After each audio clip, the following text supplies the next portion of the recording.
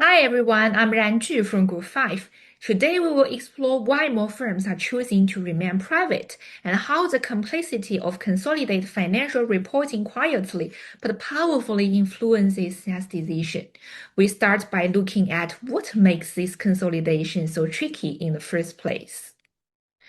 When acquiring subsidiaries, companies need to prepare consolidated financial statements in accordance with AASB 10. This process includes calculating goodwill and eliminating intragroup transactions such as internal sales and adjusting for no controlling interest. All of this must be included in a single set of financial reports. This task involves technical journals entries like FVINA and intragroup eliminations. This increases the workload and risk. For companies with multiple subsidiaries, this process can become especially burdensome. As shown in this heat map, the burden of consolidation affects cost, time, and risk. Intragroup adjustment can be time-consuming. Handling FVINA and NCI is complex. ERP integration and SOX compliance and actual challenges. Financial reports involves from a mere requirement to a strategy activity barrier. That's why many companies opt to stay private today. Private equity provides fundings without the high reporting costs of listing on stock exchange. It also avoids strict disclosure regulations and gives firms broad control over their structure and decisions. For these firms, staying private is a deliberate strategy, not just a way of avoid scrutiny. In short, consolidation imposes a strategy burden. It becomes a strong deterrent when combined with ERP and SOX costs. Private equity provides flexibility and regulations influence available exit routes. That is why many firms today are favoring private markets over IPOs. Now let's hand to my teammate Kula to explore how these reporting burdens influencing firms. Thank you, Ran. As we saw earlier, consolidation in complex corporate groups is challenging, like eliminating intra-groups transactions and adjusting non-controlling interests adds significant complexity. Additionally, SOX 404 further amplifies the burden for these firms. Section 404 requires strict internal control supervision. Management must certify the effectiveness of internal controls, and external auditors must independently attest to management's assessments. This double certification framework forces extensive annual control testing and documentation. As Ran just mentioned that, audit and regulatory pressure like SOX 404 is rated as a high cost and risk factor in complex consolidations. In other words, ensuring 404 compliance can be as time-consuming and sensitive as the consolidation process itself.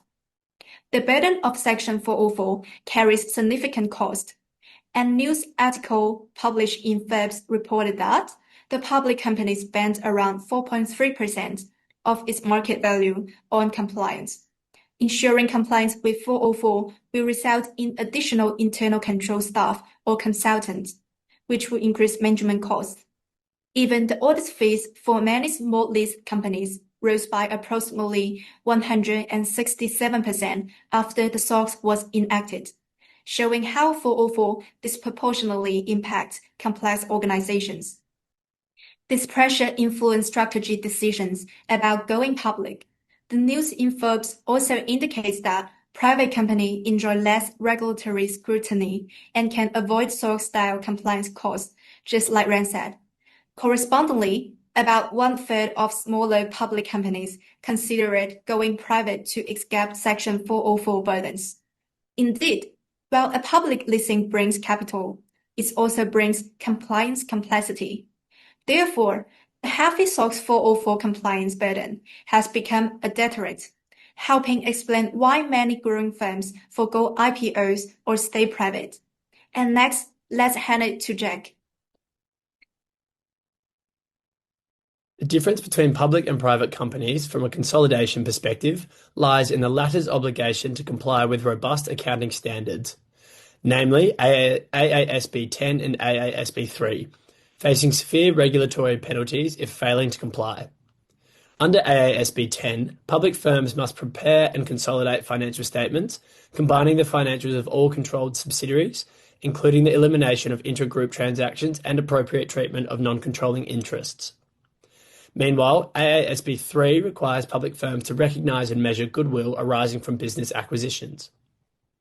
In contrast, private companies, including those backed by private equity, are not subject to ASX listing rules, public audit requirements, continuous disclosure obligations, or public scrutiny.